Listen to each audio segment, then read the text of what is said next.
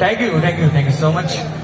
আচ্ছা, একটি গান অনেকক্ষণ ধরে রিকোয়েস্ট, একটু ডি মেজার তো না বাবু, ছোট করে শোনো। এখানে এক জেঠিমা রিকোয়েস্ট করেছেন, বয়োজ্যেষ্ঠ মানুষটা, ওনাকে ফেরাবো না। এই গানের আগেই কিন্তু একটা বিশেষ কাজ আমরা করতে চলেছি। তার আগে আমি কিছু বলবো। সেলের মধ্যে